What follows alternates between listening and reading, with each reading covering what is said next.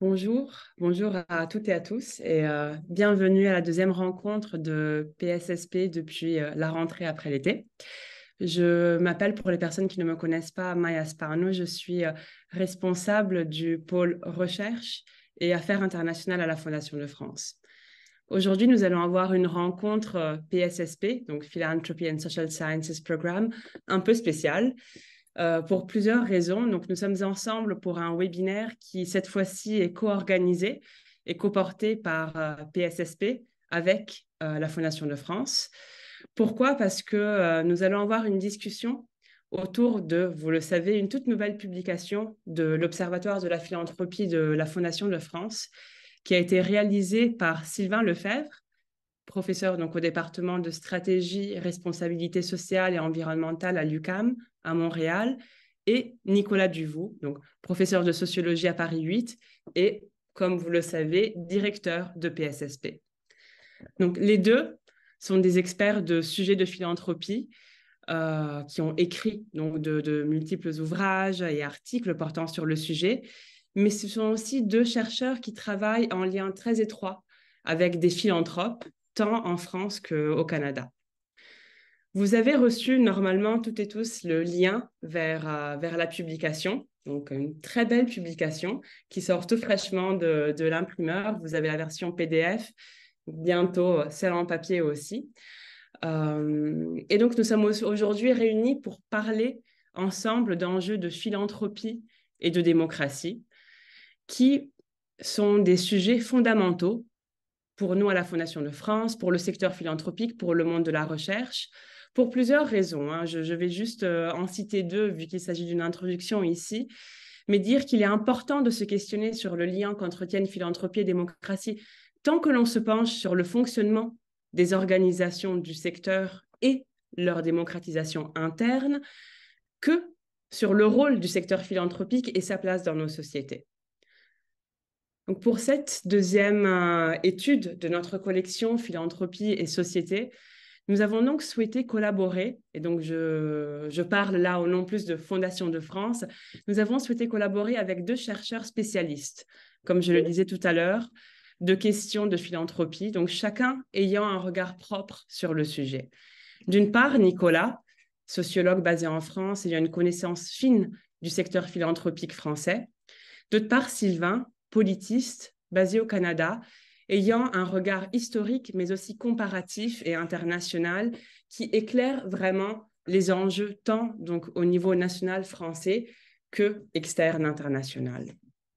Donc la rencontre est aussi un peu spéciale aujourd'hui parce que c'est moi qui aurai l'honneur de l'animer et Nicolas, qui normalement préside, sera plutôt l'un des intervenants.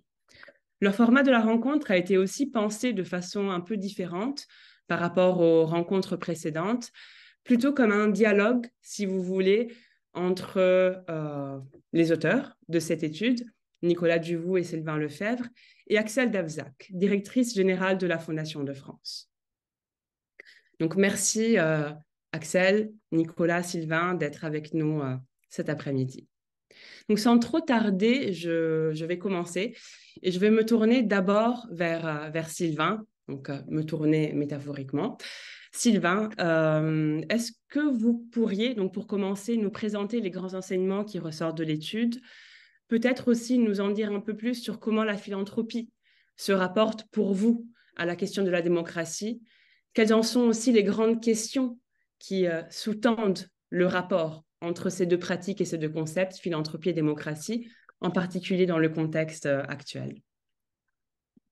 Oui, merci. Bon, je suis ravi d'abord, après ces mois de travail sur ces publications avec Nicolas, mais aussi en dialogue beaucoup avec Maya et Anne, d'avoir la chance de vous en parler.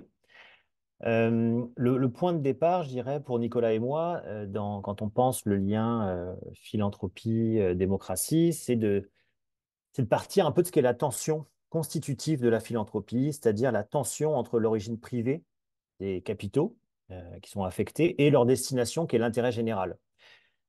Je dirais que c'est vraiment c'est une tension qui est là en permanence dans l'histoire de la philanthropie, entre donc son origine privée et sa destination, on va dire, de résolution de problèmes d'intérêt généraux. Mais selon les périodes, selon les contextes, cette tension, en fait, elle a eu des résonances très différentes. C'est pour ça, au début de la publication, qu'on revient sur l'histoire de la Fondation Rockefeller, un peu sous le mode d'une parabole, en fait, d'un siècle de philanthropie. Et on va dire la trajectoire d'une fondation, selon les configurations, le sens de la philanthropie, sa légitimité, son efficacité sont complètement transformés. Et donc, si on prend au sérieux le fait que ce contexte socio-historique, en fait, il donne un sens complètement différent à la philanthropie, ben, on s'est posé la question, dans la période actuelle, dans le début du XXIe siècle, quelle place, quelle modalité d'intervention, quelle raison d'être, au fond, pour les fondations dans un contexte sociétal qui est marqué par, on va dire, trois grands traits, l'urgence climatique, la montée des inégalités de revenus, mais surtout de patrimoine, et aussi une défiance politique envers les limites des mécanismes de la démocratie représentative. Donc, dans ce contexte-là, quel peut être le sens de la philanthropie et quelle est la place qu'elle peut jouer, ses défis aussi en termes de légitimité. Et dans le sens qu'a cette tension constitutive de la philanthropie, on l'a déployée à travers trois grandes questions qui tracent un petit peu les lignes de ce rapport. La première question, donc c'est la première manière d'envisager cette tension entre philanthropie et démocratie, c'est de partir dans le contexte actuel, justement, le fait que le patrimoine, il se concentre entre un nombre de mains de plus en plus limité, d'une part, et qu'il s'hérite de plus en plus d'autre part. Et dans ce contexte-là, c'est certain que ça met la philanthropie dans un questionnement très vif, hein, si on s'intéresse aux grands donateurs et donatrices, donc se questionner sur est-ce que la philanthropie contribue à une privatisation de l'intérêt général ou au contraire à la promotion d'une société plus juste. Le dilemme, un petit peu, c'est comment une société plus juste peut se construire à partir d'une concentration de richesses de plus en plus inégalitaire. Ça, c'est une première articulation, j'allais dire, entre philanthropie et démocratie. La deuxième axe de notre réflexion, c'est le fait que la philanthropie, bah, elle se distingue du marché et de l'État par sa capacité, par sa liberté, sa capacité d'innover, d'investir sur le temps long. Elle a des contraintes très différentes du marché et de l'État. Elle n'a pas à se préoccuper de l'opinion des consommateurs ou des électeurs. Et donc, ça amène à se questionner sur ce privilège, au fond, de la philanthropie en démocratie. Est-ce que ce privilège doit être utilisé pour contribuer à l'action publique, pour remettre en cause l'action publique? Est-ce qu'on est dans la complémentarité, dans la subsidiarité, dans l'alternative? Donc, toute cette question de l'interaction entre la démocratie organisée à travers des fonctionnements collectifs et la place que prend la philanthropie. Et avec ça, il y a la question aussi, au fond, de le privilège qu'on accorde à la philanthropie dans nos sociétés, notamment par la fiscalité. Comment est-ce qu'il est justifié? Est-ce que c'est par des questions de principe? Est-ce que c'est par des motifs d'efficacité? Tout ça, c'est une deuxième manière de déployer cette question. Et puis le troisième axe de notre réflexion, que vous allez retrouver dans le rapport, euh, eh bien, c'est le fait que donner, c'est à la fois un acte de générosité, mais dans la philanthropie organisée, c'est toujours aussi un acte de pouvoir entre celui qui donne, celui qui reçoit, entre les fondations, et notamment les associations, bref. Et cet acte de pouvoir, il doit être démocratisé, notamment en résonance avec le contexte aujourd'hui spécifique dans lequel on est. Et donc, on développe aussi plusieurs stratégies de démocratisation qui sont aujourd'hui en débat dans le champ philanthropique. Euh, et ça pose la question assez fondamentalement. C'est-à-dire que oui, on peut voir ça comme des arrangements techniques, comme des trucs, des ficelles, puis j'en parlerai un petit peu tout à l'heure.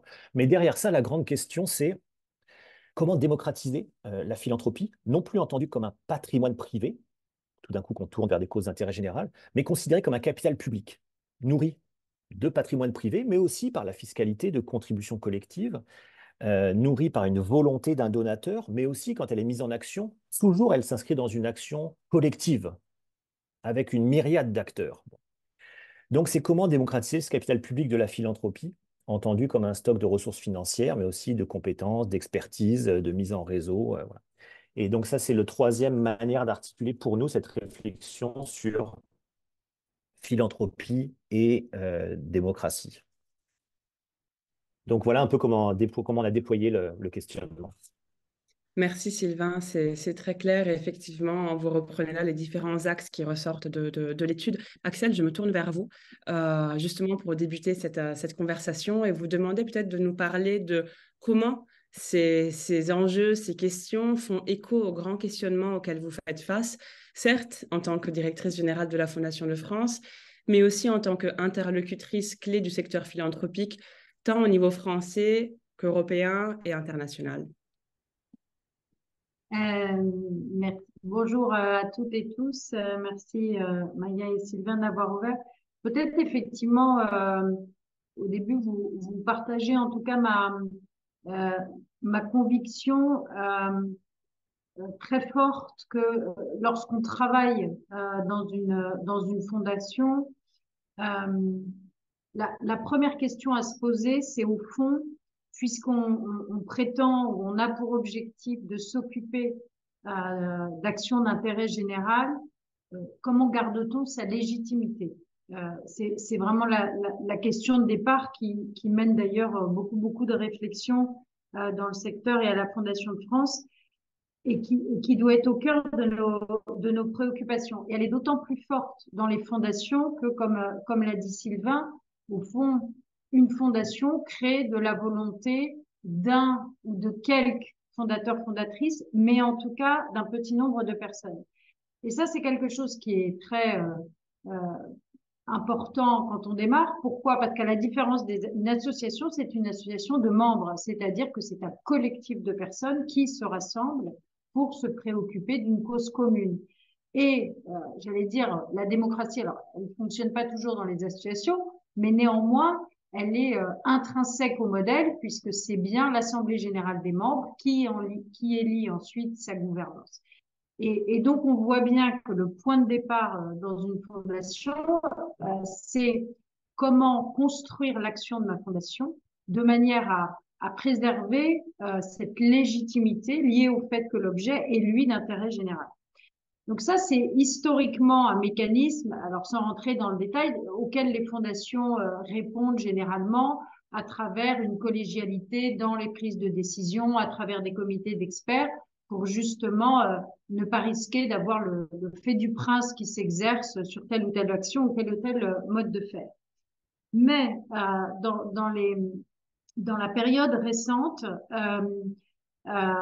je dirais pour une double raison, cette question, elle devient extrêmement prégnante. La première raison, Sylvain l'a évoqué, c'est-à-dire qu'on entend de plus en plus parler, entre guillemets, de privatisation d'intérêt général lié au fait que certaines personnes très riches s'engagent de manière massive sur des sujets et des questions d'intérêt général d'une part, et d'autre part que l'urgence des crises que notre monde et notre planète traversent nécessite, ça c'est ma conviction, je pourrais y revenir ensuite sur au fond ce que permet, ce que fait la philanthropie, justement au service de l'intérêt général, et la part qu'elle prend que ne peut pas prendre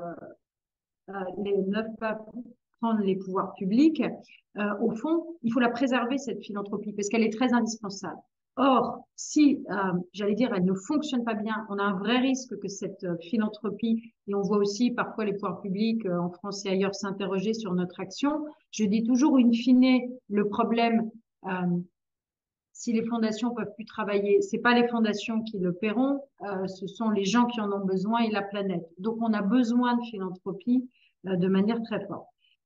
Et donc, je me suis engagée aussi dans cet exercice parce que à la Fondation de France, on est et moi aussi, je suis très convaincue de la nécessité d'être très humble, qu'il faut en permanence nous questionner, améliorer nos approches parce que on se dit toujours que voilà, on avance, on construit, on évolue pour faire les choses de mieux en mieux, mais néanmoins, on a une vraie responsabilité, je dirais, plus qu'aucun autre acteur alors on ne peut pas dire de résultat, mais en tout cas de se dire qu'on s'est posé toutes les bonnes questions pour être digne au fond de s'occuper d'intérêt général. Merci Axel. Donc Sylvain et Axel, vous avez tous les deux posé les cadres macro de pourquoi fondamentalement on s'intéresse au lien, au rapport entre philanthropie et démocratie. Nicolas, je me tourne vers vous maintenant pour aller plus au cœur de l'étude. Dans l'étude, vous évoquez la capacité de la philanthropie à se saisir, et c'est quelque chose que Sylvain disait aussi initialement, qu'Axel a redit, à se saisir d'enjeux sociaux, sociétaux et environnementaux complexes. Est-ce que vous pouvez revenir pour nous sur les réponses de la philanthropie à ces enjeux que vous identifiez et aussi en quoi ceci parle directement aux questions de démocratie? Oui, merci beaucoup, Maya. Effectivement, l'étude s'intéresse aux modalités de déploiement de cette tension que Sylvain a évoquée dans son propos introductif, cette tension entre l'origine privée, l'origine individuelle du patrimoine et sa destination d'intérêt général. Et en réalité, cette tension, elle est vraiment structurante. C'est pas quelque chose qu'on dépasse. Et ce qui nous a intéressé, c'était de voir dans une des parties, dans la deuxième partie de l'étude, c'était de voir quelle était en quelque sorte la manière dont cette tension travaillait les organisations, les acteurs et finalement donnait lieu à des réponses ou à des propositions qui sont faites par des fondations, par un ensemble d'acteurs, d'actrices de la philanthropie. Et la première réflexion, c'est pour revenir à cette tension, c'est qu'elle elle est explicitée, et là peut-être juste une parenthèse de méthode, c'est que c'est un travail, c'est une étude qui repose sur des années cumulées et sur des terrains divers d'études de la philanthropie par Sylvain, par moi, par d'autres collègues avec lesquels on dialogue évidemment de manière très étroite.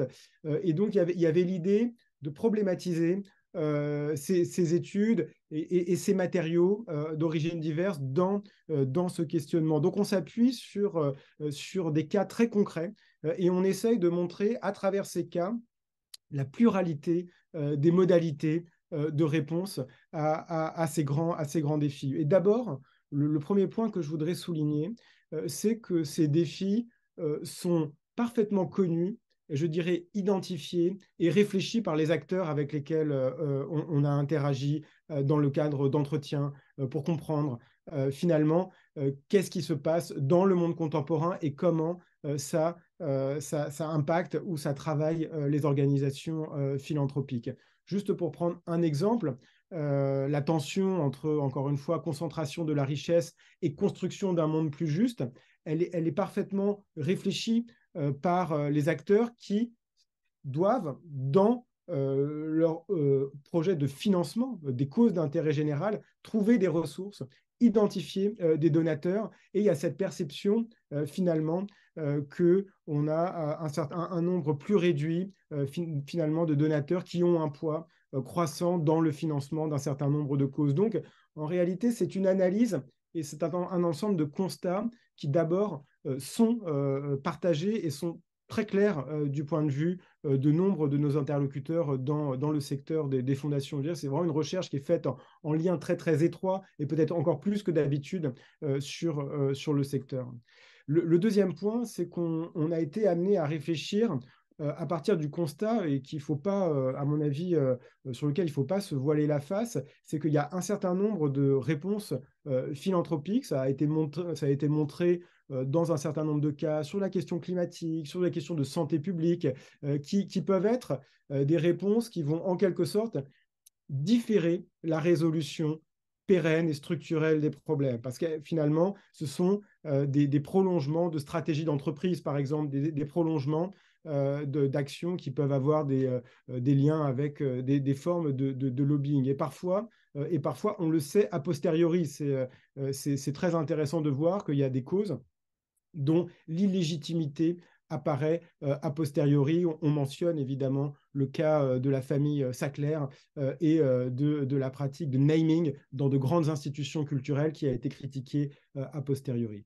Mais nous, on est parti de l'idée qu'il y avait dans un grand nombre d'organisations finalement une conscience réflexive sur la tension que Sylvain évoquait, et une conscience qui donne lieu à de l'innovation organisationnelle. Et c'était ça qui nous intéressait, c'était de voir comment, finalement, un certain nombre d'acteurs, d'actrices se saisissent des ressources dont elles disposent pour apporter des réponses et des réponses qui soient en ligne avec un certain nombre des enjeux que Sylvain a évoqués.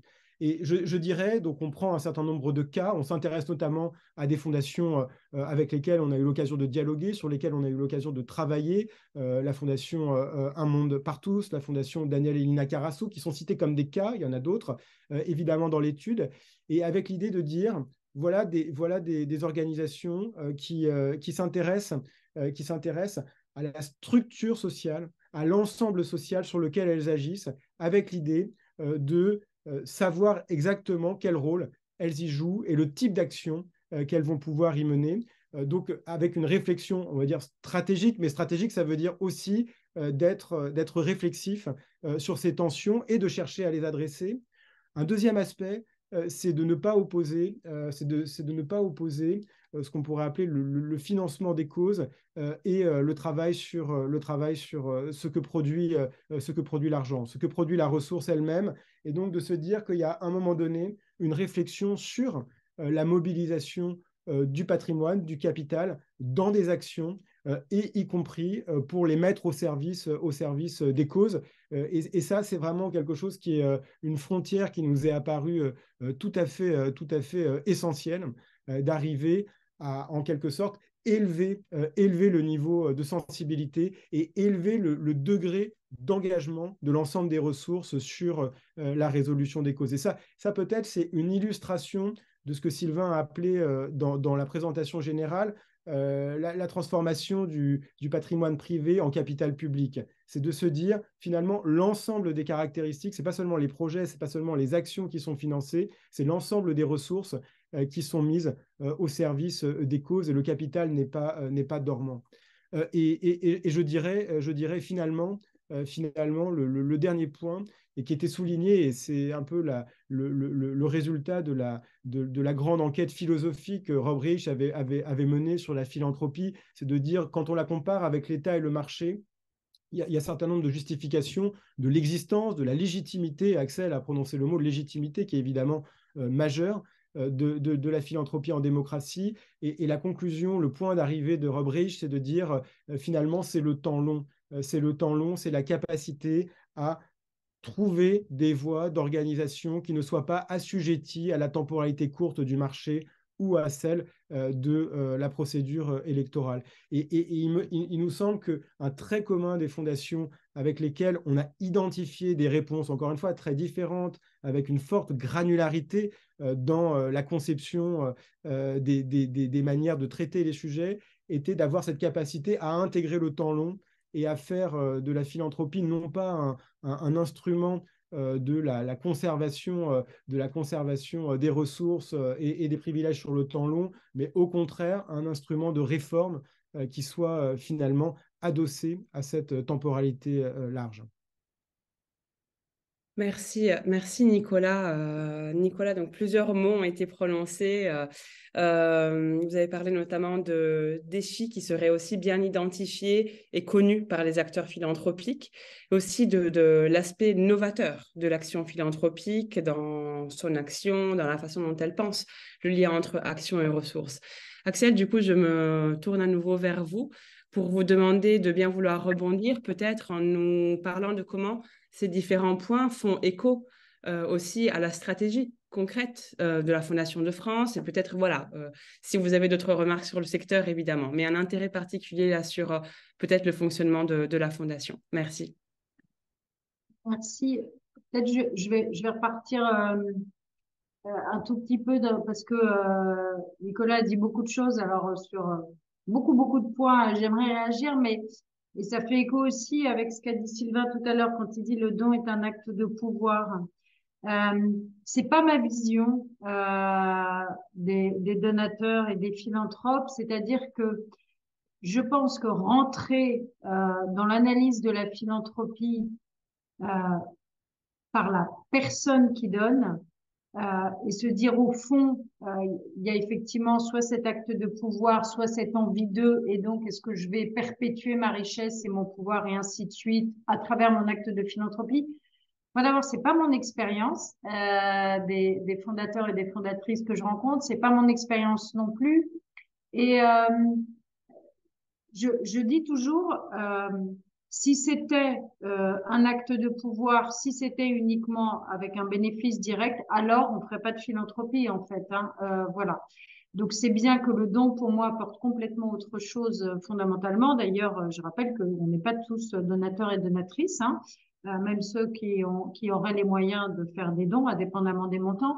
Donc pour moi, ce qui se joue toujours, et je le redis parce que je pense que c'est important de ne pas partir forcément dans l'idée qu'un philanthrope est potentiellement dans un acte de pouvoir, ainsi de suite, c'est que l'acte de don, fondamentalement, il part d'une envie qui peut être maladroite, qui peut être mal mise en œuvre avec effectivement des réflexes de domination ou de pouvoir, je ne sais pas comment il faut les formuler, qui vont s'exercer, mais c'est quand même pas ça qui guide à l'origine. Hein. C'est quand même l'idée de contribuer à aller aider l'autre. Pardon, j'ai fait ce détour, mais il me paraît important quand même de rappeler ça. La deuxième chose, dans justement au fond, comment aussi la philanthropie garde, pour moi, je reviens sur cette question de légitimité, c'est-à-dire que la philanthropie, si elle ne sert entre guillemets qu'à venir penser des plaies à court terme sans aller chercher ou vouloir résoudre les problématiques de fond, alors elle soulage à court terme, mais elle ne résout rien. Donc, quelle est vraiment son efficacité, sa légitimité, je ne sais pas très bien. C'est tout le questionnement, en fait, effectivement, et je réponds enfin, Maya, je me dépêche, à la Fondation de France, où on s'est dit, on a fait tout un très gros travail qui a été mené par Alexandre Giraud et son équipe sur notre stratégie de mission sociale, où de la même manière, on s'est dit, mais au fond, c'est quoi la valeur ajoutée de la Fondation de France? Quel est le sens de son action au plan global? Et nous nous sommes dit que ça n'avait de sens que si nous arrivions fondamentalement à résoudre les problèmes et donc à travailler non plus sur les symptômes, mais les causes. C'est un questionnement qui est complexe parce que vous voyez, si on prend typiquement la question des inégalités, alors ça veut dire qu'il faut rentrer dans des schémas où on ne reproduit pas les inégalités et où justement le philanthrope ou la philanthrope qui est aujourd'hui celui ou celle qui a le pouvoir, qui a les moyens, qui a le savoir, va accepter à travers ses projets, au fond, de mener un vrai geste démocratique pour que d'autres puissent ensuite. Voilà. Donc ça, c'est vraiment tout le travail qui a été fait et qui, quand on s'attaque aux causes, on ne peut pas le faire là aussi pour garantir la cohérence de l'action de manière verticale et descendante, mais il faut bien viser cette transformation de la société et donc au fond vouloir redonner le pouvoir aux autres fondamentalement.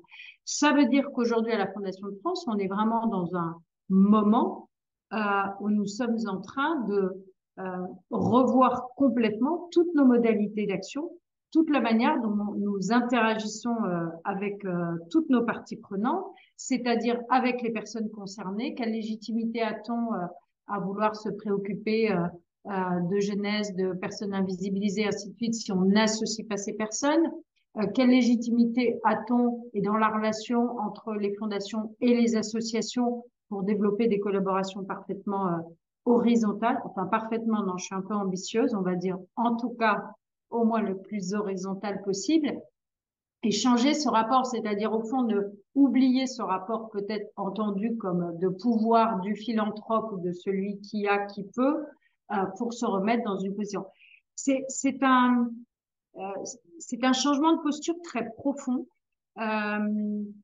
Mais qui, pour moi, est à nouveau la garantie de la cohérence de l'action et, au fond, de son efficacité à terme. Mais elle signifie que il faut accepter et donc renoncer à être le sachant, à être celui ou celle qui a le pouvoir. Donc, ce sont des mouvements assez profonds et qui se font par, j'allais dire, apprentissage graduel.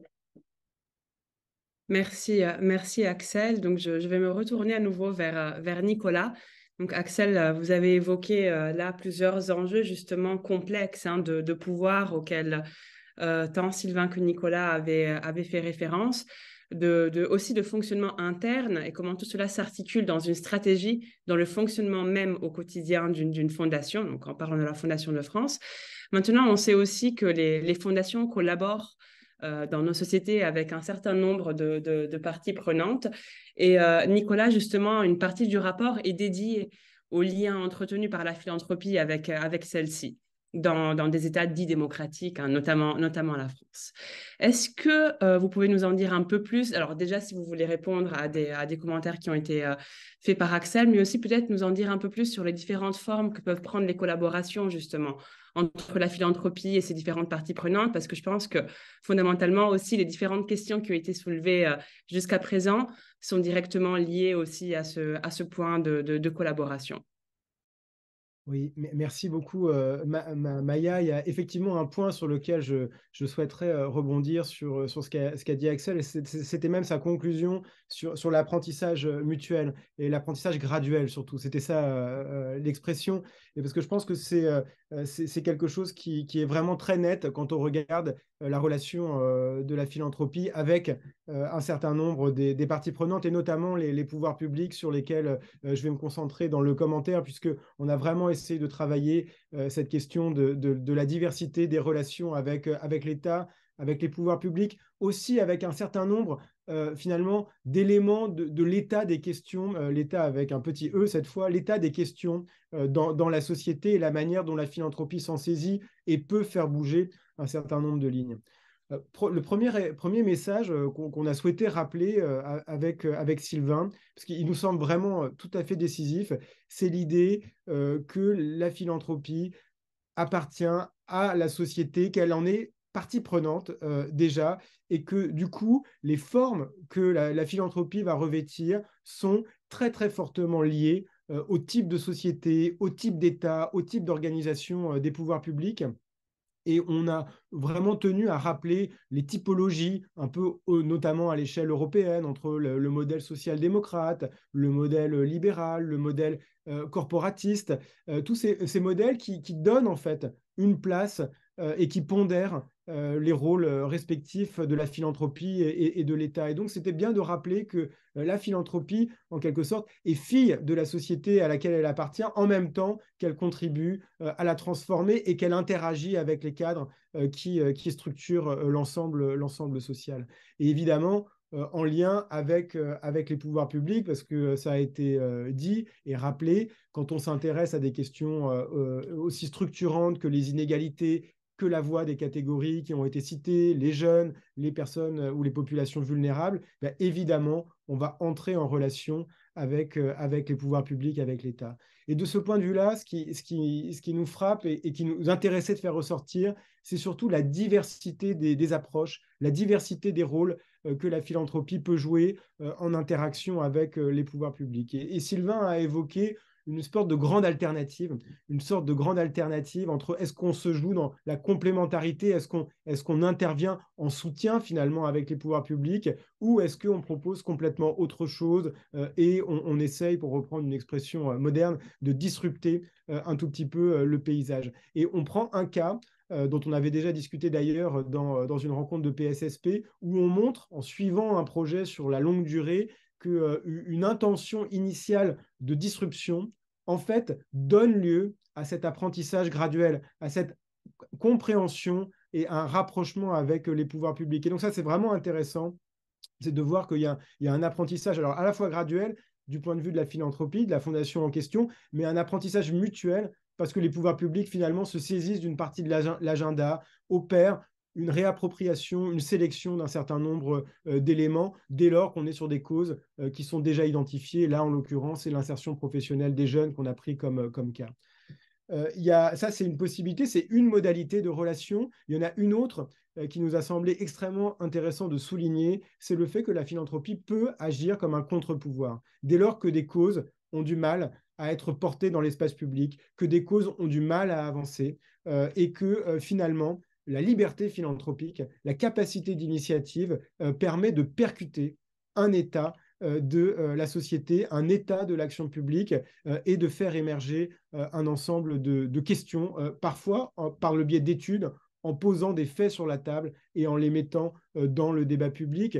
Là, ce qui nous a, voilà, l'exemple peut-être le plus significatif dans le cas français, ou un des exemples, c'est la manière dont la question des discriminations et d'un certain nombre de discriminations qui ont du mal à être construites comme une action publique vraiment structurante et pérenne, en fait, on fait l'objet de constats très objectifs, d'analyses, là aussi très rigoureuses, et d'une interpellation par des fondations qui se sont saisies de cette question, par exemple, des contrôles aux faciès et de ce que ça pouvait produire en termes d'expérience, d'appartenance et de sentiment d'appartenance à la République chez un certain nombre de populations, et notamment des jeunes qui étaient l'objet de manière régulière de contrôles aux faciès. Et donc, là, pour le coup, on est dans une stratégie qui est complètement différente et dans laquelle, finalement, c'est les fenêtres du possible qui sont ouvertes par le prisme ou par l'effet de la liberté d'action et la liberté de poser. Et ça, je crois que c'est vraiment un point auquel on tient beaucoup aussi, c'est que la philanthropie, elle exerce sa liberté et ou son pouvoir, pour rebondir sur la discussion qu'on vient d'avoir. En fait, elle le fait. Elle le fait avec cette possibilité d'agir sur les réponses, mais aussi sur la manière de poser les questions. Et c'est pour ça qu'il y a un travail cognitif, il y a un travail intellectuel des fondations qui contribuent à leur rôle social. Je pense qu'on y reviendra dans la fin. Et enfin, il y a un dernier cas de figure finalement qui nous intéressait, c'était de voir la manière dont un certain nombre de fondations en fait jouent un rôle, on pourrait dire, d'ensemblier, c'est-à-dire essayent de raccrocher des initiatives associatives disparates pour les mettre au service d'un agenda et d'une stratégie de réforme. Et on étudie d'ailleurs la diversité des réponses philanthropiques sur un certain nombre de cas, et notamment celui-là des questions de la réforme de l'aide alimentaire, qui évidemment fait beaucoup de bruit, ou a fait beaucoup de bruit ces dernières semaines. Et là, les travaux et les études menées par Rémi Guilhem, qui est à PSSP, sont d'un grand apport. Merci Nicolas. Justement, le rapport identifie très bien cette gradation, ces possibilités de collaboration, de répertoire d'action qui sont plutôt variées. Je me tourne à nouveau vers vous, Axel, pour vous demander voilà, de vouloir bien réagir justement à ce que Nicolas vient de nous dire, et aussi peut-être de nous en dire un peu plus justement comment ces différents éléments que Nicolas et Sylvain apportent dans le rapport font écho à la pratique concrète d'une fondation, justement en ce qui concerne les coopérations multipartites, notamment avec les pouvoirs publics, mais justement pas seulement. Oui, peut-être voilà, répondre en deux temps. D'abord par rapport à ce que Nicolas vient de dire sur, au fond, la place de la philanthropie dans les modèles de société. Et en tout cas, pour la France et pour ce qui concerne ma conviction sur le rôle et la place de la philanthropie dans notre pays, je crois qu'il ne faut pas se tromper. C'est-à-dire que l'État reste le garant de l'intérêt général. Et il doit rester le garant de l'intérêt général. Au demeurant, les structures qui concernent les fondations sont des structures publiques, le Conseil d'État, le ministère de l'Intérieur. Donc c'est bien l'État qui vient, au fond, contrôler que l'exercice mené par ces structures pour l'intérêt général est respectueux du cadre imposé. Et moi, je ne partage pas du tout l'idée, parce que c'est vrai qu'on entend parfois aussi certains philanthropes peut-être qui considèrent que l'entreprise faisant beaucoup mieux, étant beaucoup plus efficace, il n'y a qu'à, je mets beaucoup de guillemets, et de parenthèses, dupliquer ce qui existe dans l'entreprise pour trouver les recettes. Et pour moi, c'est un non-sens et c'est désastreux. Pourquoi? Parce que dès lors, alors, on sort du cadre et du respect de l'intérêt général et on court le risque d'une privatisation de l'intérêt général, ce qui ôte toute légitimité à l'action des fondations. Ça, c'est le premier point et il est majeur. Et donc, dans ce cadre-là, où on a l'État qui est garant de l'intérêt général, la question qui se pose, c'est au fond, quelle est la valeur ajoutée des associations et des fondations dans notre pays? Quel est le rôle de ces initiatives privées, parce que les associations et les fondations sont des structures de droit privé au service de l'intérêt général. Et je partage très volontiers les différentes propositions qui viennent d'être énoncées par Nicolas. C'est-à-dire que pour moi, le premier rôle, c'est effectivement cette complémentarité dans le sens où, je dis toujours, à aucun moment la philanthropie n'a vocation à venir boucher les trous ou les manques des pouvoirs publics. En revanche, parce qu'elle sait faire, que sait faire une fondation? Une fondation, elle sait décider vite, elle sait prendre des risques, parce que c'est un acteur privé qui a le droit, et moi je revendique le droit à l'échec. On expérimente, donc parfois les projets ne marchent pas, et c'est notre rôle parce que on tire les leçons et du coup on peut ensuite proposer des solutions qui marchent. Donc ça c'est très indispensable. Donc ça, c'est vraiment le... Et ensuite, on a le temps. Ça a été évoqué très brièvement par Nicolas tout à l'heure, mais il y a aussi la question du temps long qui n'est liée à aucune échéance électorale. Ça, ce sont les trois, j'allais dire, valeurs de la philanthropie. Et comme elles ont ça, elles peuvent proposer des solutions qui doivent impérativement ensuite être reprises par les pouvoirs publics. Et donc, de manière très concrète, lorsque nous travaillons, nous, aujourd'hui, à la Fondation de France sur comment arrive-t-on à contribuer à trouver des réponses aux problèmes de société en allant à s'attaquer à des causes, dans la mesure où nous venons en complémentarité de l'action des pouvoirs publics, alors il faut engager très vite le pouvoir avec l'ensemble de nos parties prenantes. C'est-à-dire que j'ai évoqué tout à l'heure les personnes concernées, les associations et les fondations, mais il faut aussi embarquer les pouvoirs publics puisque ce sont eux qui mettent en œuvre les politiques sur l'ensemble des sujets. Donc typiquement un petit exemple, dans le cadre de notre nouvelle stratégie, nous avons créé un nouveau dispositif que Maya connaît bien puisqu'elle a beaucoup contribué, c'est Intersection. Et l'idée c'est de dire que sur un sujet donné, nous allons créer cet espace de dialogue entre toutes les parties prenantes autour d'un sujet, avec l'idée à nouveau d'horizontalité, de croisement des regards, pour pouvoir faire émerger des pistes ou des solutions. Et de manière éminemment collective et où chacun viendra contribuer, mais à nouveau, il n'y aura pas un dominant et un dominé, mais bien l'idée de se dire que c'est ensemble et avec l'ensemble des points de vue qu'on peut prétendre essayer de cerner un sujet et de trouver des réponses. Voilà, ça c'est quelque chose de très important. La deuxième dimension qui est majeure aussi, c'est la question de l'échelle géographique, puisqu'on sait très bien que dans l'ensemble des politiques publiques, il y a à la fois l'échelon national, mais aussi l'échelon des collectivités territoriales. Et il y a aussi tout un travail qui est fait sur certains projets dans certains collectifs à l'échelle territoriale, parce que d'abord, les problématiques et les enjeux sont pas les mêmes d'un territoire à l'autre. Et ensuite, c'est aussi parfois d'excellents lieux d'expérimentation pour pouvoir trouver des solutions. Merci Axel aussi pour la référence à Intersection, mais pas seulement.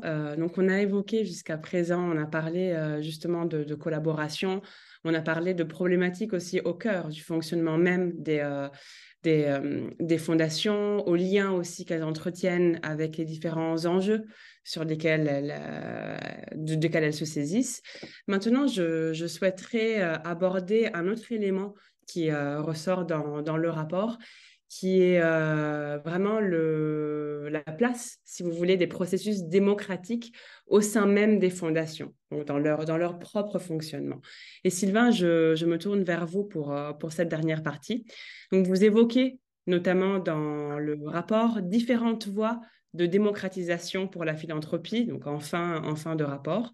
Et j'aimerais bien vous demander donc de bien vouloir nous les présenter, nous parler de ces voies possibles. Si vous pouvez les illustrer, nous en dire un peu plus, je pense que ce serait très utile pour nous toutes et tous.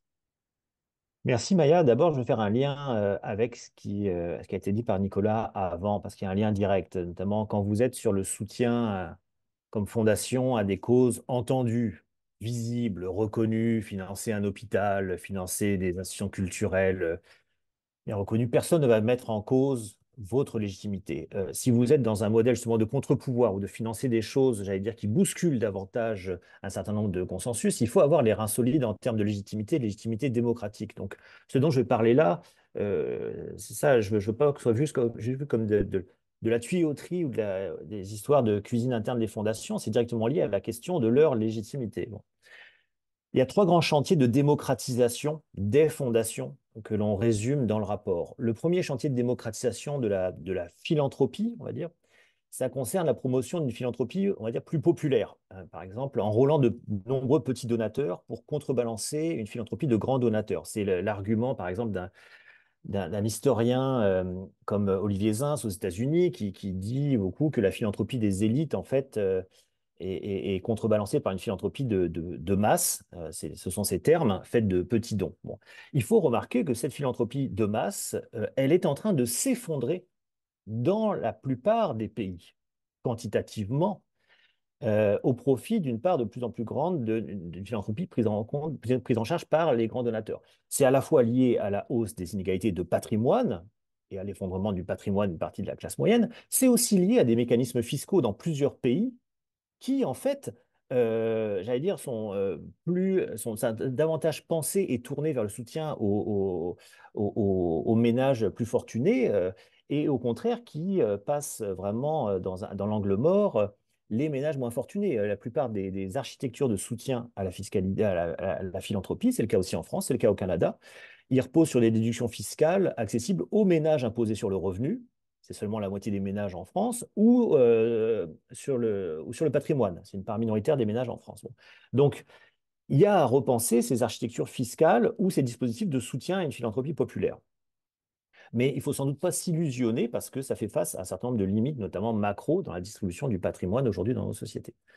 Le deuxième grand chantier, c'est tout ce qui renvoie à l'ensemble des stratégies de démocratisation de la prise de décision philanthropique, donc à l'intérieur des fondations. Il y a en gros quatre grandes modalités qu'on résume. Vraiment, tout ce qui est plus le dialogue. Donc, le dialogue entre la fondation et des groupes soutenus. Favoriser le dialogue, on vient d'en parler. Après, il y a les mécanismes de représentation que je pourrais appeler de représentation faible. En termes d'intensité, c'est par exemple de dire que ça va être les salariés de la fondation qui vont se faire le porte-voix des groupes ou des milieux financés. Parfois, c'est dans leur propre trajectoire. C'est des gens qui ont travaillé dans le secteur associatif, qui travaillent ensuite en fondation, qui connaissent bien ces mouvements-là, ou parfois c'est par l'entremise d'experts, quelque part, qui connaissent le milieu, le secteur dont il est question, et qui se font les porte-voix dans la prise de décision des enjeux de ces milieux-là. Après, il y a ce qu'on pourrait appeler plutôt la collaboration, une représentation plus forte. Là, c'est vraiment d'avoir dans les comités d'allocation des financements ou dans les CA des fondations une place importante donnée directement au milieu associatif financé, hein, d'avoir des organismes représentatifs des milieux financés. Et là, vraiment, le CA ou le comité d'allocation des fonds devient en soi un lieu de dialogue où il y a la voix des donateurs, il y a la voix de l'équipe, des fois salariés de la fondation, mais il y a aussi d'autres acteurs qui sont là et qui construisent ensemble une vision commune. Et puis le dernier degré, là, c'est vraiment, et c'est comme une pyramide. Là, j'arrive au sommet de la pyramide en termes d'intensité, mais aussi en termes de nombre de fondations qu'on peut repérer qui travaillent vraiment comme ça. C'est celle qui s'engage dans un processus, et Axel disait le mot tout à l'heure, où le donateur lâche le pouvoir. Et l'équipe salariée aussi parfois lâche le pouvoir et donne un pouvoir de décision formel, où il y a des organismes associatifs qui travaillent pour les populations, mais aussi aux populations elles-mêmes. Et donc, où ce sont directement, par exemple, des personnes en situation de pauvreté qui prennent des décisions sur comment on aborde ces questions-là. Et là, on rejoint, pour dire des grands mots, on n'a pas abusé de grands mots universitaires, hein, mais c'est un mot qui, aussi dans les mondes militants, gagne une importance. Aujourd'hui, notamment en Amérique du Nord, je le vois beaucoup, c'est l'action de la justice épistémique. C'est-à-dire le lien entre la justice sociale et la justice épistémique. Quel type de parole, de savoir on visibilise ou au contraire, on invisibilise complètement dans la manière dont on prend nos décisions. Et donc là, c'est imaginer des fondations où effectivement, et j'en connais, où le donateur, j'allais dire, ou la donatrice, ou les donateurs et les donatrices sont complètement en dehors de la fondation, sont des fois même anonymes, et donnent le pouvoir vraiment aux populations qu'ils veulent desservir en termes de décider ensemble, d'avoir des mécanismes pour ça, des meilleures solutions pour les problématiques qu'elles-mêmes vivent, et donc de consacrer ces populations-là comme étant les meilleures expertes, au fond, de ce qu'elles vivent, plutôt que de les reléguer en disant, vous avez un problème, mais vous n'êtes même pas capable de retrouver la solution, donc vous ne faites pas partie de la prise de décision. Bon.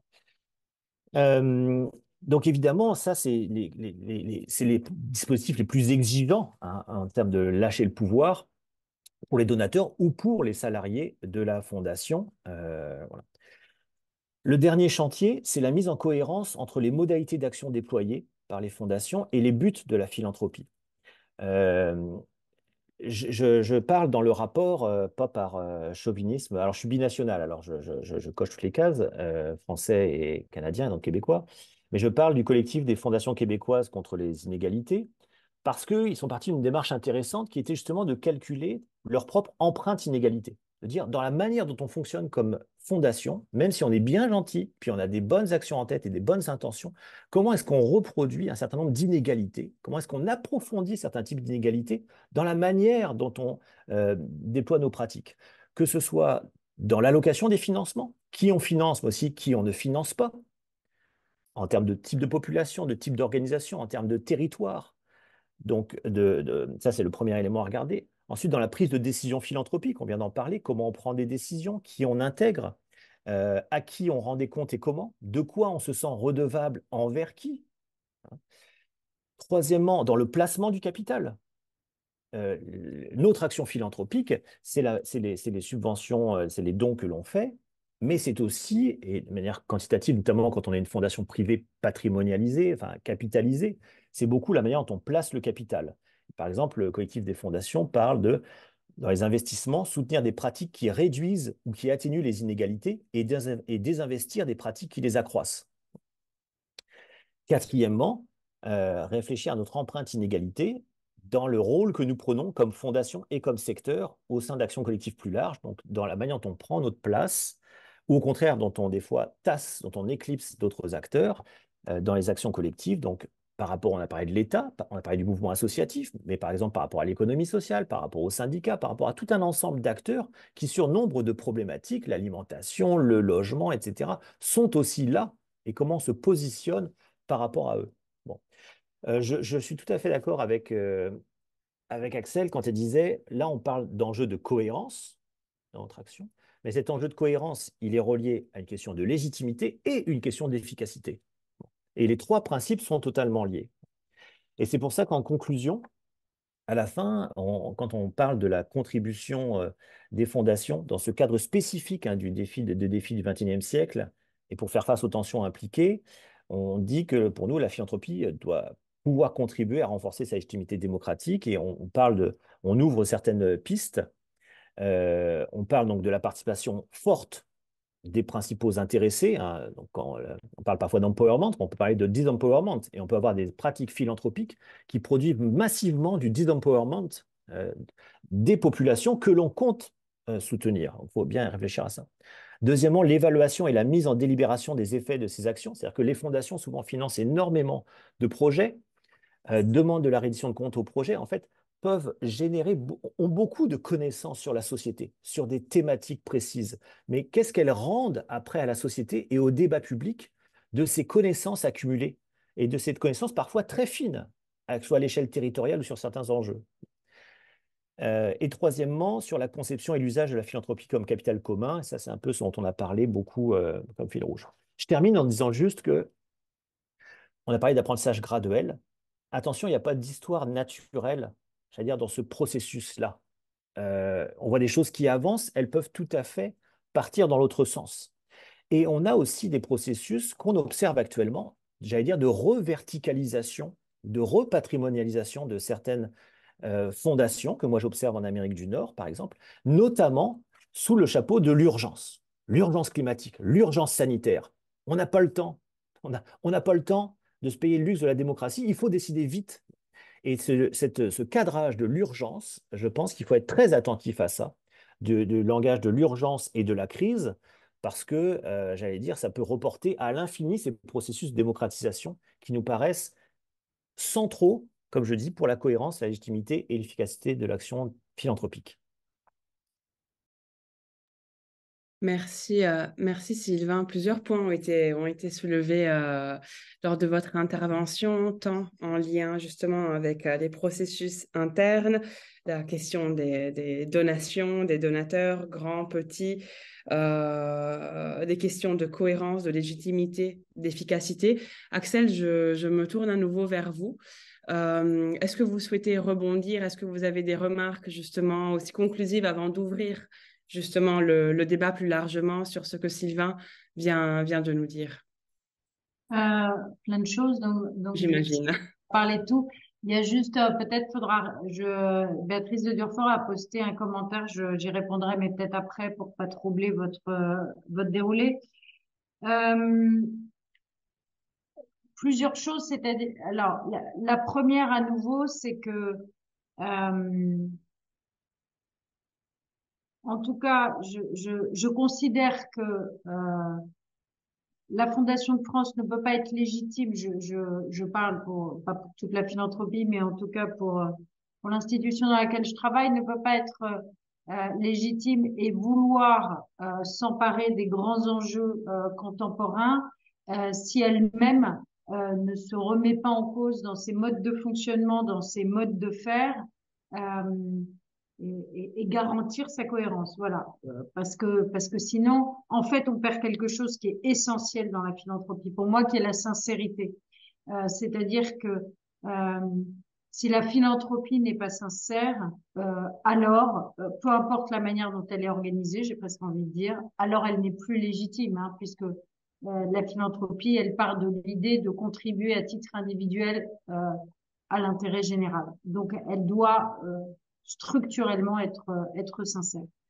Je reviendrai pas sur la philanthropie populaire, démocratisation du don, parce que pour moi c'est un débat à part et les mécaniques fiscales qui y sont attachées sont un sujet en entier.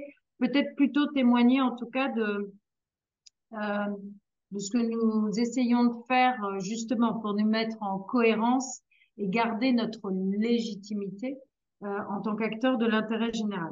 La première chose, c'est que au fond, la question de la cohérence, c'est si nous prétendons contribuer à résoudre certains problèmes, alors comment pouvons-nous être plus représentatifs de la société nous-mêmes?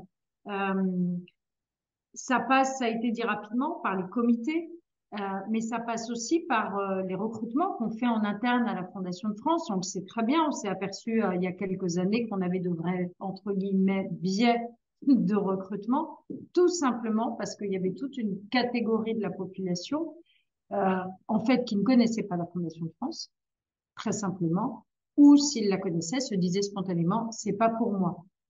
Donc, ce qu'on a fait aussi, c'est que nous, on a changé complètement nos modes de sourcing pour publier nos offres, pour les faire connaître, parce que la première chose à faire, c'est déjà d'essayer soi-même, en tout cas, d'être à nouveau dans cette démarche d'apprentissage et d'évolution pour être plus représentatif de la société au sein de l'équipe. Après, c'est la composition des comités. J'y reviens pas parce que c'est quand même quelque chose qui est assez connu et partagé à la Fondation de France sur le croisement de regards, avoir des anciens détenus dans notre comité prison, des jeunes dans notre comité des clics jeunes. Voilà, c'est là aussi, ce sont des choses qui sont pas faciles, en tout cas, moi je veux le dire, parce que ça nécessite un apprentissage de travailler non plus uniquement au sein des comités avec des sachants, j'allais dire, avec des professionnels de tel ou tel sujet, quelle que soit leur origine, mais avec des personnes concernées, avec des gens qui sont sur le côté par rapport à la problématique. Donc ça mais c'est quelque chose qui est pour moi très indispensable. Et in fine, si nous sommes un collectif qui sera jamais représentatif, on peut jamais dire je suis représentatif, mais en tout cas qui témoigne d'un engagement, d'un pluralisme d'opinion et d'une diversité d'opinions, d'origine et de convictions, alors nous pouvons considérer à la fois que nous gardons notre indépendance et que la manière dont nous travaillons, j'allais dire, au-delà de la cohérence et de la légitimité, on se donne toutes les chances de réussir, en fait, dans les solutions qu'on va proposer. Un point qui est très compliqué aussi dans le secteur des fondations, c'est la composition de la gouvernance et des conseils d'administration. Euh, Puisqu'on avait limité, alors on avait pris par le biais de la parité dans les conseils d'administration, où c'est magnifique parce que alors nous on travaille beaucoup sur l'égalité femmes-hommes et diversité de genre, et quand on regarde la composition des conseils d'administration du secteur, bon, nous avons encore quelques progrès à faire, voilà, mais nous sommes en route. La gouvernance est probablement le sujet le plus compliqué à traiter parce que, et c'est la même chose sur les stratégies de placement ou le risque de reverticalisation qu'évoquait Sylvain. Pourquoi? Parce que intrinsèquement dans le modèle de nomination des gouvernances des fondations, en fait, il n'y a pas de processus démocratique. Donc, c'est quelque chose qui est extrêmement compliqué puisque les fondations, ce sont les fondateurs d'un côté et puis ensuite un certain nombre de collèges et on nomme, et c'est un principe de cooptation, à la différence des processus d'élection dans les associations. Donc, il y a quand même cette tension. Moi, ce que je dis, c'est que, en revanche, en compensant, ça ne veut pas dire qu'il ne faut pas faire ce travail dans les gouvernances, mais on sait qu'il aura toujours ce biais d'origine, en étant beaucoup plus exigeant sur la composition des comités, au fond sur la répartition du pouvoir au sein des fondations, et aussi en étant très vigilant. On a lancé récemment à la Fondation de France tout un travail sur diversité, équité, inclusion en interne. On arrive, voilà, ne seront pas parfaits, mais en tout cas à atténuer ce phénomène. Donc ça, je pense que c'est quelque chose d'extrêmement important. Et quant à rendre au débat public, ça c'est intéressant, Sylvain, parce que c'est quelque chose dont on parle jamais, qui est effectivement au fond les fondations, mais comme les associations, ça c'est la même défaut, j'allais dire, aux structures du secteur, c'est qu'on est tous tellement concentrés sur la mise en œuvre de nos missions sociales, de nos projets, qu'on ne prend pas le temps, souvent, de partager le savoir, de partager les études. Et c'est vrai que c'est quelque chose que nous avons décidé de beaucoup développer, nous. C'est comment ces rencontres intersections, ces nouveaux publications qu'on essaye de développer, nous, mais avec d'autres et tous ceux toutes les bonnes volontés sont les bienvenues, avec l'idée effectivement de partager ce savoir entre associations, fondations, chercheurs, pouvoirs publics, parce que toute cette matière-là, elle est d'une grande richesse et aujourd'hui, elle est insuffisamment exploitée. Je m'arrête parce que je pense que je suis trop longue. Merci Axel pour justement vos retours très complets et pragmatiques aussi. Nous allons maintenant aller vers une ouverture du débat avec la salle. Mais avant de ouvrir voilà, la place aux questions, je sais que nous avons déjà 2 réactions. Axel, vous mentionniez aussi une question dans le chat. Je vais d'abord laisser la parole à ces 2 autres personnes et ensuite je vous laisserai aussi la parole pour répondre à la question et on prendra d'autres questions évidemment. Donc d'abord me tourner vers Jacques Bordelot qui je sais est en ligne. Donc Jacques, vous êtes le porte-parole de la coalition des fondations sur les inégalités au Québec dont Sylvain nous a parlé. Est-ce que vous souhaiteriez justement nous en dire un peu plus sur comment ce qui a été dit vous fait réagir et peut-être nous apporter votre témoignage direct sur cette coalition? Merci. Je vais commencer à vous remercier de m'accueillir parmi vous en décalage horaire. Alors, vous êtes en fin de journée ici, on est en fin de matinée. Peut-être juste, dans le fond, situer pour tous un peu l'histoire du collectif très rapidement. Donc, c'est un collectif qui réseaute actuellement 19 fondations. On dit chez nous public ou privé, donc fondation privée, c'est des fondations liées à un donateur ou une donatrice ou une grande famille. Et puis une fondation publique, c'est une fondation qui existe plus par des collègues dans le grand public. Ça dit ce que ça veut dire. 19 grandes fondations qui, depuis 2015, ont cherché à être un lieu à la fois de vigilance mais aussi d'influence dans le débat public sur la question des inégalités sociales. J'imagine chez vous comme chez nous, la philanthropie était restée discrète dans son histoire là, pour tout ce qui s'appelait prise de position là, sur les enjeux politiques. Elle avait craint ou elle craignait, c'est ça, d'être identifiée là, au mouvement syndical, aux mouvements sociaux. Elle se savait d'un autre genre. Sauf qu'au Québec, dans un contexte politique particulier là, qui pourrait ressembler un peu à ce qui se passe chez vous, là, mais à la fois de remise en question des politiques publiques, d'austérité, ben, les secteurs philanthropiques s'est senti interpellés. Puis à cette époque-là, il y a eu un désir chez des fondations de prendre la parole publiquement, si ce n'est que pour rappeler à l'État l'importance de bien mesurer l'impact des politiques publiques sur les inégalités sociales. Donc, et depuis ce temps, ce collectif existe toujours, donc depuis près de 10 ans. Et puis, ce collectif est resté un acteur voilà, qui, à l'occasion, a pris la parole, a déposé des mémoires et même rentré en dialogue avec l'État dans des espaces d'échange plus formels. Mais ce qui est peut-être intéressant pour vous, c'est de savoir que dans ces dernières années, toute la question de la légitimité là, s'est posée au cœur même du processus de réflexion des fondations en se disant sommes-nous légitimes de prendre la parole publiquement? Voilà. Est-ce que le fait d'avoir des sous, ça fait de nous là, un acteur social qui a est-ce que notre parole, voilà, elle vaut la peine d'être entendue? Et ça a amené les fondations à porter voilà, une réflexion sur leurs propres pratiques en se disant, est-ce que nos pratiques philanthropiques sont-elles en cohérence avec notre désir de réduire les inégalités? Donc, est-ce qu'on fait partie du problème ou de la solution? Et tout ça a mené, là, c'est ça, une déclaration d'engagement. Si j'ai vu que Sylvain a mis en ligne là, cette déclaration, je vous invite peut-être à aller la visiter, mais donc, 15 fondations à l'époque sur 17 avaient signé, là, pris des engagements clairs à revoir dans le temps leurs pratiques, autant au niveau de la gouvernance, au niveau des investissements, que dans leur rapport avec les organisations qu'elles soutiennent, afin de s'assurer voilà, de repartager le pouvoir, des questions de transparence, des questions d'aligner nos investissements aussi aux missions. Bref, il y a eu des engagements assez importants là, qui venaient bousculer la majorité des acteurs.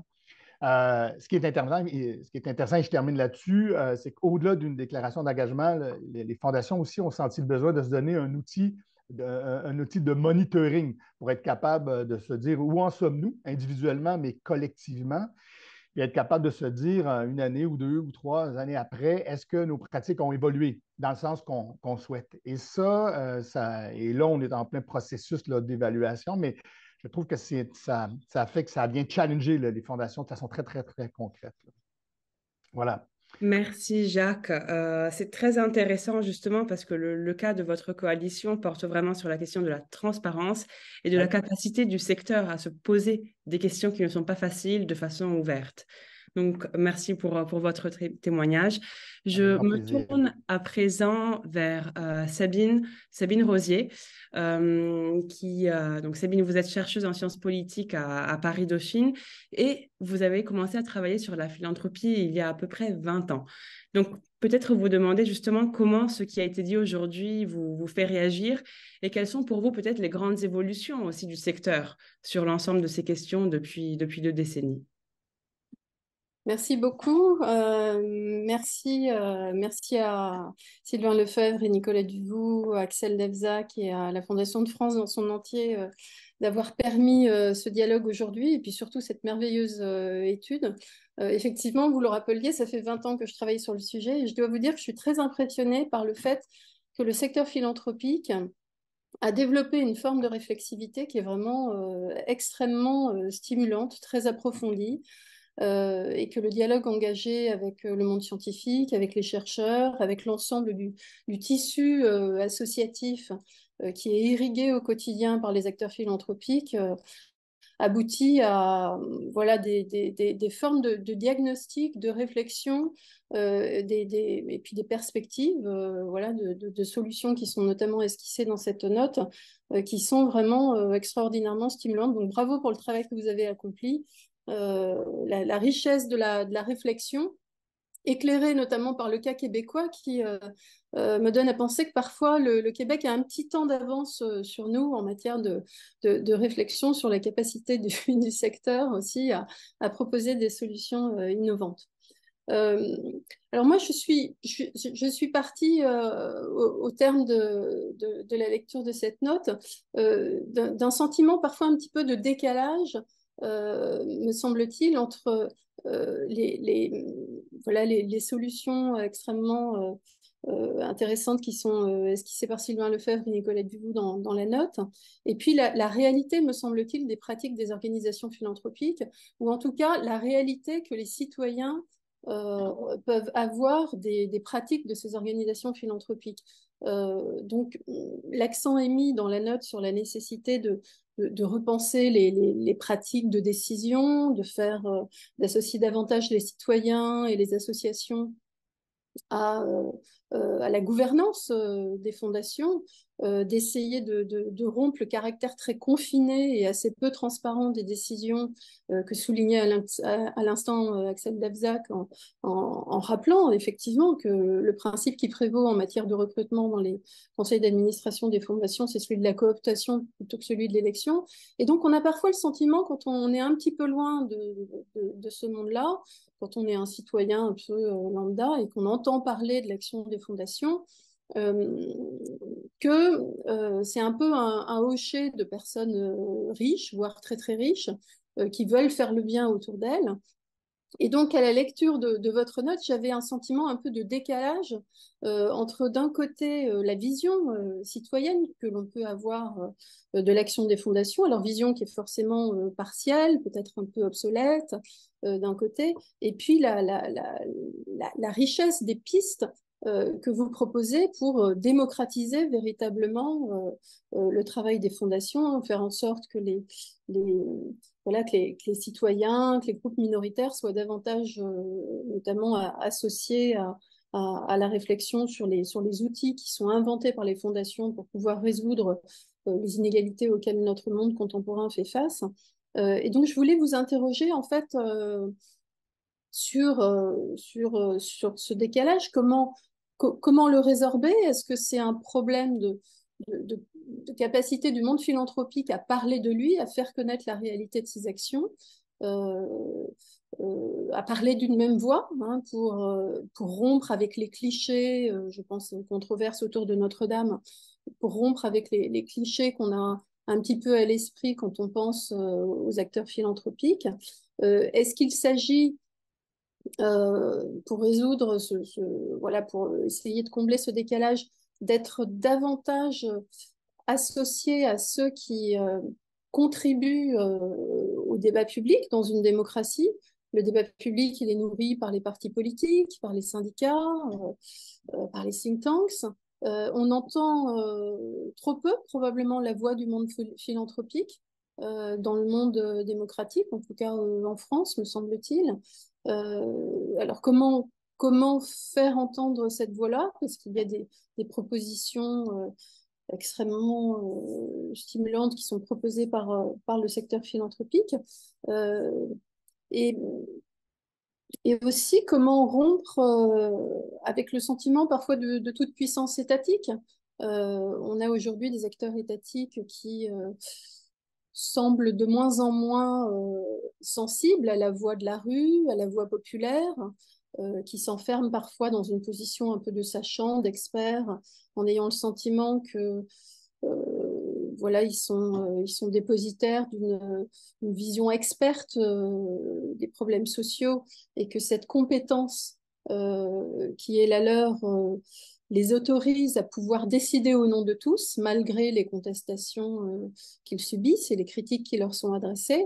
Est-ce que le monde philanthropique ne craint pas aussi d'être confronté lui-même à cette sorte de sentiment de toute puissance étatique, voilà, entretenu par les grands corps de l'État et par les leaders politiques qui peuvent avoir une vision un petit peu hautaine de la gestion démocratique, et qui peuvent considérer que le monde philanthropique n'a pas voix au chapitre, de la même façon que le monde associatif ou la voix populaire est souvent dénier ou minimiser dans nos démocraties.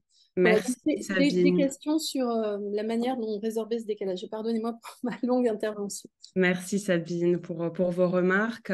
Alors, je souhaiterais inviter les intervenants, intervenantes à bien vouloir donc répondre à cette question et aussi reprendre la question qui a été mentionnée dans le chat précédemment concernant la garantie d'un espace civique dans lequel la philanthropie peut agir, notamment dans des contextes plus autoritaires que d'autres. Donc, la question de Béatrice de Durfort. Je ne sais pas, Axel, est-ce que vous souhaitez commencer? Oui, mais je ne sais pas si vous avez vu, il y a Julien Ada qui a levé Tout la à main. fait, mais je Voilà. voulais prendre deux questions à la D'accord. fois et après, Je Julien, connais pas. je vous laisse la parole et on revient aussi à la question de Lucie Manouri dans le chat. Ok, alors je me débat.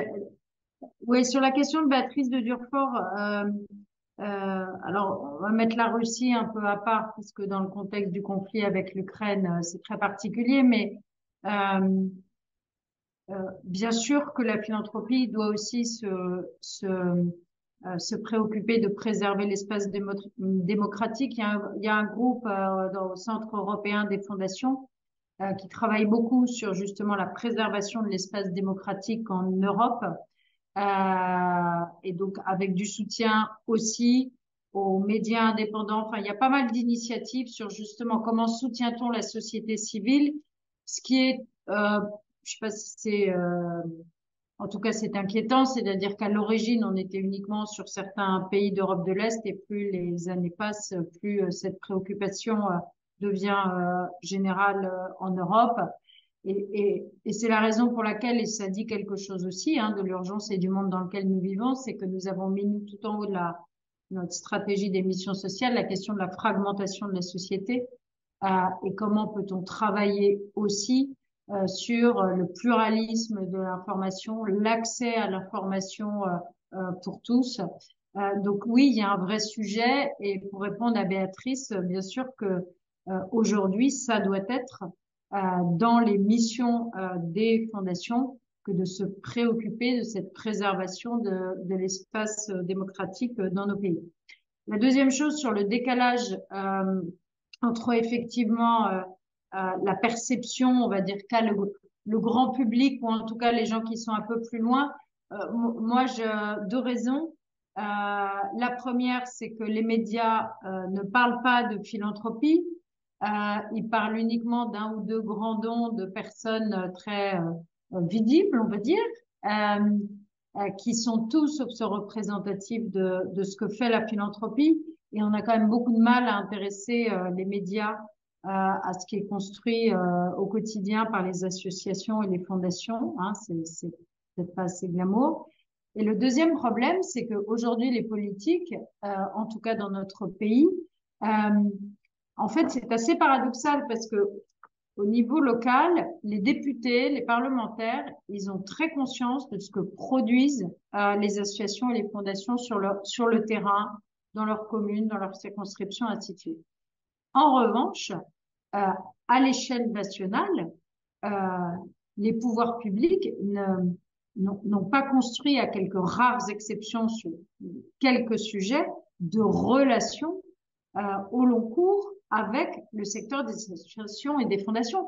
Enfin, vous avez un indicateur qui est très simple. Regardez à chaque changement de gouvernement où est représenté le monde des associations et des fondations. Parfois même, ça n'est même pas dans l'intitulé des postes. Il faut aller nous-mêmes le demander à ce qu'on l'ajoute. Les associations et les fondations. Ça dit quelque chose aussi. Mais après, voilà, il y a donc cette espèce d'absence de relations partenariales. Après, le tort, et ça c'est plus de notre faute aussi, et à nouveau, je reviens au fait qu'on est souvent, et c'est ce que disait Sylvain, trop concentré sur la mise en œuvre de nos projets, de nos actions au quotidien, de même qu'on ne fait pas savoir, qu'on ne partage pas la connaissance, on ne va pas assez aussi non plus vers les pouvoirs publics c'est quelque chose que nous sommes en train d'essayer de vraiment changer dans la construction de nos missions sociales et de développer beaucoup plus les partenariats, mais c'est quelque chose qui n'était pas naturel non plus. Voilà. Et je m'arrête. Et si, dernier point hyper important, et je promets, je me tais après. L'autre point qui est de dire les fondations étaient cachées, oui, moi je suis très contre. Je pense qu'il faut que le secteur soit beaucoup plus transparent. Donc l'exercice dans lequel nous nous lançons, et y compris aujourd'hui en partageant nos difficultés, ça fait partie pour moi de quelque chose qui est très essentiel puisque nous sommes des acteurs privés, mais nous vivons à 60% à travers les impôts. Donc nous avons un devoir de transparence et une redevabilité indispensable. Et enfin, sur les modes de faire des fondations qui vous semblent peut-être un peu éloignés de ce que nous disons et de ce que relèvent Nicolas et Sylvain, euh, on a du coup, alors oui, on est aussi un jeune secteur qui est en train d'apprendre et de grandir. Hein, c'est un jeune secteur. C'est pour ça qu'on a lancé l'initiative Racine avec plusieurs, 7 ou 8 fondations collectivement qui met à disposition de tous ceux qui veulent dans le secteur philanthropique des ressources pour avoir cette approche plus orientée changement systémique, donc agir à la racine des causes pour les mises en œuvre des missions sociales des fondations. Merci Axel. Donc, comme vous l'avez dit, Julien Ada avait la main levée. Donc, Julien, la parole est à vous. Oui, merci. Bon, malheureusement, j'ai peu de temps parce que le débat était très incitatif. Non, premièrement, sur la question de de la relation à l'État, c'est absolument central. Bien sûr que la philanthropie est intégrée par l'État. Je parle en tant qu'opérateur associatif depuis plus de 25 ans. Et Dieu sait que pour le réseau Cocagne et puis les autres associations que j'ai pu connaître, on est spécialisé sur ces questions-là. 2 anecdotes très rapides. Une visite apprenante sur un territoire rural avec une autre grande association caritative française où on installe des migrants en zone rurale sur des ateliers de maraîchage. Une délégation de l'État est représentée par un directeur de centrale du ministère de l'Intérieur. Et quand on lui présente le projet d'un bâtiment agricole et d'un bâtiment social pour de l'hébergement, la première chose qu'il nous dit en tant que directeur d'une centrale de l'État, c'est « Ah ben ça tombe bien, je suis administrateur de la fondation Intel ». On en tombe de la chaise, on en tombe de la chaise. Voilà, donc l'État représenté par un directeur, voilà. Plus récemment encore, dans le cadre de l'aide alimentaire, dont l'IGAS a parlé que toute l'organisation du système philanthropique avait fait de l'État un payeur aveugle de sa politique. Voilà, donc on le voit encore récemment, et j'ai pu le constater, comment tout le tissu agro-industriel français entend bien valoriser sa philanthropie, ses dons, dans le cadre évidemment des collectes des associations de solidarité alimentaire. La ministre est présente à la tribune autour de ces grands industriels et grands distributeurs français. Pas une seule fois, la ministre explique qu'elle défiscalise leurs dons. Donc là, ça commence à faire beaucoup sur l'affaiblissement de l'État et la question de savoir comment l'action des associations et de la philanthropie renforce ou renforce l'affaiblissement de l'État ou le contredit. Voilà. Il y a des exemples contraires. Avec la Fondation de France, par exemple, sur la question d'une autre forme de solidarité alimentaire, on a su réagir ensemble avec la Fondation Carasso et organiser le dispositif Territoire à vivre que nous avons proposé à l'État dans le cadre d'une co-construction avec la DGCS, les 2 fondations et 5 associations qu'on a montées en consortium. Contournant ainsi un phénomène qui nous épuise au plus grand point, c'est les appels à projets.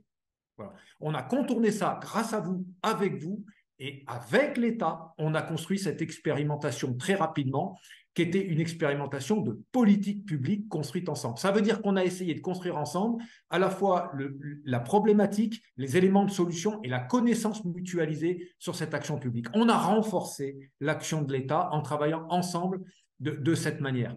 Le dernier point, moi, qui m'interpelle beaucoup aujourd'hui, malheureusement, je n'aurai pas le temps de rester pour entendre forcément toutes les réponses, c'est à côté des réflexions formidables que vous avez sur la réflexivité nécessaire de la philanthropie française, et il y aurait beaucoup à dire, croyez-moi, notamment sur les méthodes, l'extension des méthodes, notamment issues de l'entreprise, qui sont transposées des entreprises aux fondations et aux associations. Je parle des appels à projets, mais je pourrais parler des logiques de retour sur investissement, etc., de redevabilité qu'il faut questionner au fond.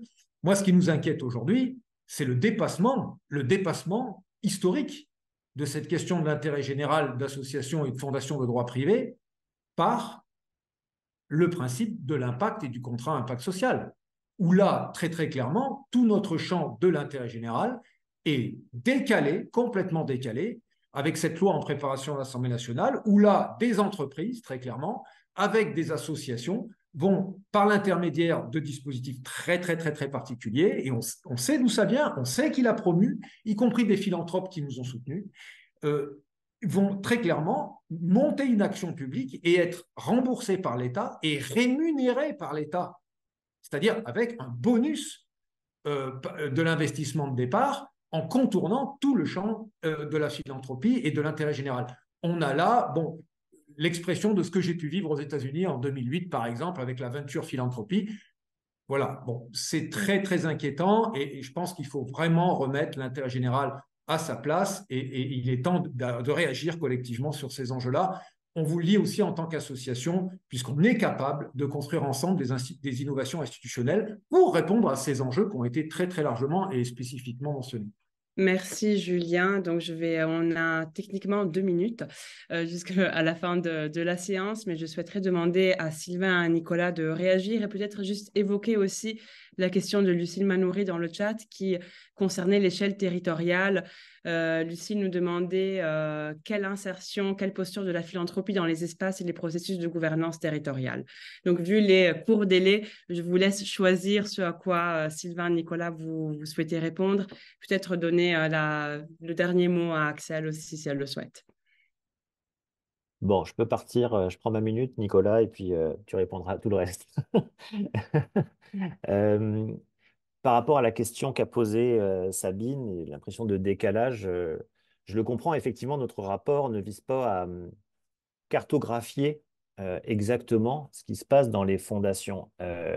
C'est plutôt, on pense que ce sont des questionnements qui concernent toutes les fondations. Après, dans les pratiques mises en œuvre, il est évident que c'est pas le cas. Moi, je connais mieux le champ philanthropique canadien. L'essentiel des fondations sont de toutes petites fondations qui n'ont pas de personnel. Donc, ça veut dire aussi pas de gens pour mettre en place des processus. Axel disait, par exemple, avoir des comités où on fait travailler des gens qui sont des anciens détenus. On voit bien ce genre d'espace.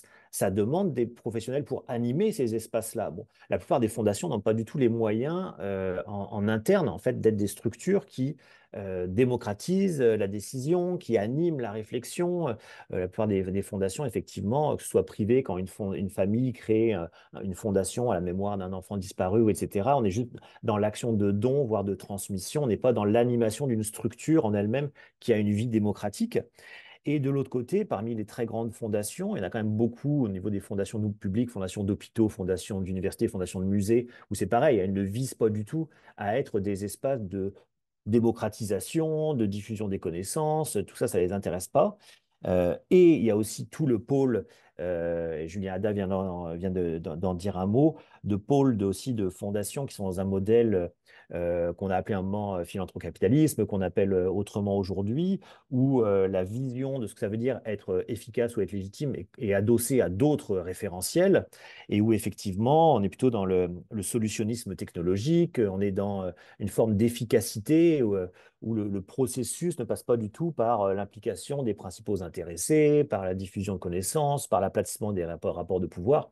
Donc, il est évident que c'est un champ qui est très composite et nous, on pense que les questions qu'on pose s'adressent à toutes ces fondations, mais on pointe des pratiques qu'on a repérées chez certains pans du monde philanthropique. Néanmoins, le collectif des fondations au Québec regroupe des fondations très différentes, hein, publiques, privées, des très très grosses familiales, voire liées à des entreprises, des plus petites, beaucoup plus iconoclastes, où la donatrice est anonyme. Et néanmoins, moi, je vois l'effet d'entraînement aussi de ces questionnements de ce pôle de fondation qui regroupe une vingtaine de fondations, ces effets de diffusion sur l'ensemble du champ, à un moment où pour beaucoup de fondations, il commence à devenir plus coûteux de ne pas suivre certaines de ces pratiques, et elles se font poser des questions sur pourquoi est-ce que vous ne suivez pas ces pratiques, que de continuer à faire comme avant. Donc moi, je pense au pouvoir des minorités agissantes, y compris dans le champ philanthropique. Enfin, minorité agissante, le collectif de fondations au Québec regroupe les principales fondations au Québec en termes de taille, hein, néanmoins. Merci Sylvain. Nicolas.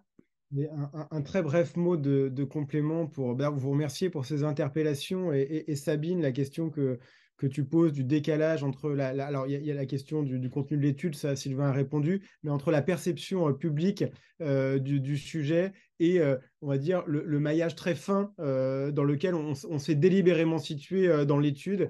Et ça, c'est effectivement un enjeu et un constat très régulier, c'est-à-dire que la philanthropie se déploie avec cette granularité de relations avec les pouvoirs publics, avec toute cette complexité institutionnelle que tu connais parfaitement et qu'on essaye de restituer dans l'étude en partie.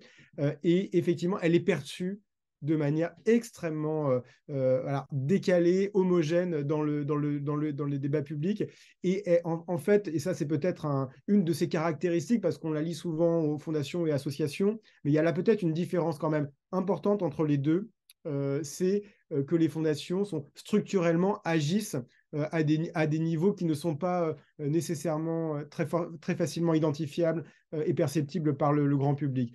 Donc, je ne veux pas tenir un propos élitiste en disant que c'est des sujets internes qui renvoient aux affaires d'un secteur, parce que le message, c'est que c'est l'affaire de tous. Mais quand même, il faut assumer de poser des termes et de poser des repères à des acteurs qui sont de visibilité limitée et qui peut-être par construction vont le rester, même si elles font des efforts pour se tourner vers la société. Et peut-être, et en tout cas ça c'est une réaction avec, je ne sais pas si ça répond complètement à ta question, mais on pourra en reparler. Il y a un lien avec la question que posait Béatrice de Durfort sur les menaces qui pèsent sur la démocratie dans un certain nombre de pays où les financements sont rendus très très compliqués, voire impossibles quand ils ont une origine étrangère. Et je dirais même qu'en France, tu disais, les pouvoirs publics ont une vision très descendante de l'action aujourd'hui, et peut-être ça va manger un certain nombre d'initiatives ou peser sur elles. Moi, je dirais que les pouvoirs publics sont aussi sensibles à un certain nombre de pressions. Je prends un exemple sur la question des réfugiés. Est-ce qu'on peut loger des réfugiés dans des centres, dans des communes rurales isolées? L'État est sous la pression de groupes qui menacent les élus, qui menacent les associations.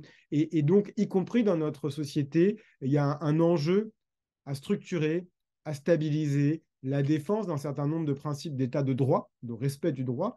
Je prends cet exemple des réfugiés, il est particulièrement illustratif, je pense, parce que l'État lui-même sous une très forte pression et il y a évidemment pas du tout d'assurance qu'ils maintiennent le cap de la préservation et de la sécurisation du droit. Et là, il y a à mon avis un espace fondamental pour une action philanthropique qui est respectueuse en quelque sorte des principes démocratiques.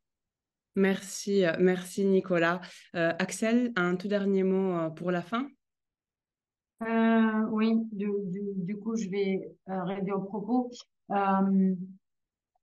Deux choses me semble-t-il, c'est-à-dire que au fond, il faudrait travailler sur deux sujets, au-delà du mode de faire, enfin, ce travail sur philanthropie et démocratie, voilà, c'est comment améliorons-nous nos pratiques, mais pour moi, il manque deux choses fondamentales aujourd'hui. La première, c'est que le monde académique travaille et propose des modèles de société où on ait des articulations entre l'État, les pouvoirs publics, les entreprises et les associations et la fondation, c'est-à-dire les acteurs privés au service de l'intérêt général, au fond, pour décrire comment penser ces trois éléments pour construire la société demain au service de l'intérêt général, des libertés individuelles et de l'épanouissement de chacun. Quel modèle? Ce n'est pas pensé, ce n'est pas écrit aujourd'hui, et c'est indispensable si on veut arriver demain à préserver nos sociétés dans un espace démocratique d'une part, et en réduisant et en certaines inégalités, et en arrivant à construire un monde un peu plus durable, on va dire peut-être. Et la deuxième chose qui manque aujourd'hui, sur laquelle il faudrait travailler fondamentalement, c'est à nouveau avec le monde économique, quel modèle économique pour nos sociétés. C'est-à-dire qu'on sort de 40, 50 ans d'économie libérale dont on voit aujourd'hui les limites. Or, tant qu'on ne pense pas et qu'on n'arrive pas à faire émerger des travaux de chercheurs en économie sur des modèles. Ça fait le lien aussi avec ce que disait Julien sur le CIS et l'impact, le venture, philanthropie et ainsi de suite. Quel modèle d'économie durable peut-on construire pour l'avenir? Voilà. Et je pense que tant que le monde académique, enfin voilà, pour moi, c'est très indispensable de travailler sur ces deux sujets-là. Voilà, mais faut s'y mettre. Merci, merci Axel. Voilà, et c'est intéressant aussi parce que c'est en lien direct avec ce que la philanthropie est en train de faire aujourd'hui, donc de se poser des questions aussi sur quelles sont les perspectives à venir. Donc, on parlait de temporalité différente, c'est aussi sur le long terme, comment penser des modèles différents dans le temps, dans la durée. Donc, merci, merci Axel, merci Sylvain, merci Nicolas pour cette séance vraiment très intéressante, inspirante, qui nous pose énormément de questions. Merci à toutes et à tous pour votre présence et pour vos questions dans le chat et vos remarques aussi. On n'a pas pu répondre à tout. Je fais référence ici aux notes aussi de Francis Charon. Merci pour vos commentaires. Voilà, on me dit de vous annoncer la prochaine séance de PSSP qui aura lieu le 6 février prochain et qui portera sur l'actualité de la philanthropie européenne. Donc, 2 speakers seront là pour vous parler. D'une part, Delphine Moralis, qui est la directrice générale de Philéa, le réseau européen de la philanthropie, et moi-même, donc Maya Spanou, mais en rôle d'intervenante cette fois-ci et non pas d'animatrice. Donc, encore, merci beaucoup à toutes et à tous. Merci à vous. Voilà, c'était vraiment une séance extraordinaire. N'hésitez pas à lire notre publication, elle est disponible sur le site et si vous souhaitez en recevoir des copies, vous pouvez aussi nous contacter directement pour qu'on puisse voir si on peut organiser un envoi. Voilà, merci encore.